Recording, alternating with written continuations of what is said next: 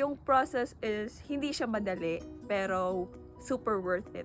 Like, lahat worth it at the end. Kung may mga times na iiyak ka talaga kasi madami yung challenges, as in marami. Pero kung porsigido ka and you know how to focus on that goal, makukuha mo. Tapos, yung mga advices nila Ma'am Gemma, nila Ma'am Hazel, lahat nung nasa Wise Up program, very helpful, as in 100%. Huwag niyong i-fast track. As in, lahat very helpful, lahat. Every collaboration, lahat.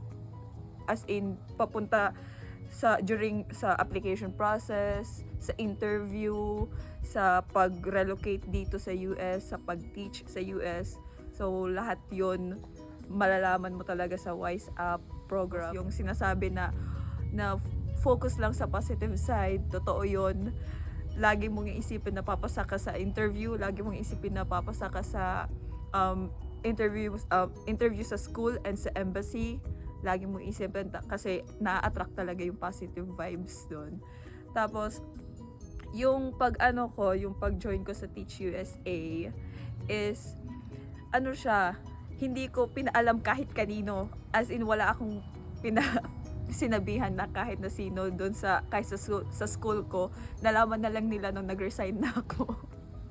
Doon na nila nalaman na aalis ako. So, maraming nagme-mention na nag-apply daw sila. So, quiet lang ako. Tapos doon na nila nalaman nung nagre-resign na. Mga ka-age ko at yung mga young teachers na nag-a-aspire na pumunta dito, don't be afraid. Huwag na huwag kayong matatakot. As in, take the risk. Kasi always pray kasi i-guide kayo ni God. Siya lang talaga yung kakapitan natin in all this process. Iiyak ka ngayon pero bukas tatawa ka. Ganun yung process. Kasi ngayon iiyak ka kasi wala kang pera para dito sa process na to, pero makukuha mo din pagka kinabukasan after mo umiyak. Basta laging magpe-pray, laging magfo-focus sa goal. Prank ka lang, hindi talaga enough yung kinikita natin sa Pinas. Kaya tayo di ba pupunta dito, and kaya tayo may American dream para sa akin, kung lahat ng process is worth it, lahat ng process is may lesson ka na makukuha, lahat yon magagamit mo pagpunta mo dito.